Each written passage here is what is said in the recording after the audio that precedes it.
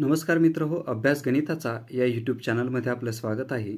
आपण जर या चॅनलवरती नवीन असाल तर गणिताशी संबंधित व्हिडिओ पाहण्यासाठी चॅनलला सबस्क्राइब करा, व्हिडिओला लाईक करा। या व्हिडिओच्या माध्यमातून आपण कोनाचे प्रकार अभ्यासणार आहोत। कोनाचे 7 प्रकार आहेत। त्यापैकी पहिला प्रकार आहे शून्य कोन, त्यानंतर लघु कोन, काटकोन, विशाल कोन, सरळ कोन, प्रविशाल कोन आणि पूर्ण कोन। आता आपण काय करणार आहोत, प्रत्येक कोनाबद्दल माहिती घेणार आहोत। सुरुवातीला शून्य कोन कशास म्हणतात?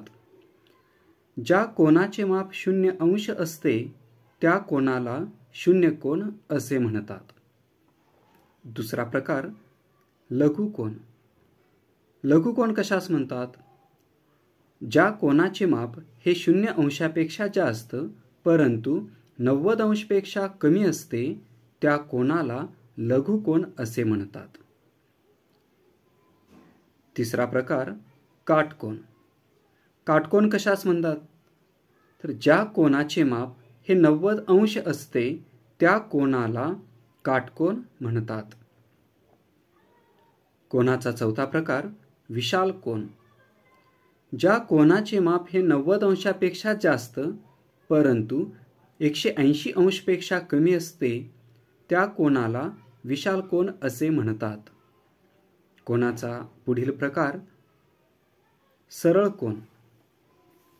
ज्या कोनाचे माप 180 अंश असते त्या कोनाला सरळ कोन असे म्हणतात। त्यानंतर कोनाचा पुढील प्रकार आहे प्रविशाल कोन। ज्या कोनाचे माप 180 अंशपेक्षा जास्त परंतु 360 अंशपेक्षा कमी असते त्या कोनाला प्रविशाल कोन असे म्हणतात।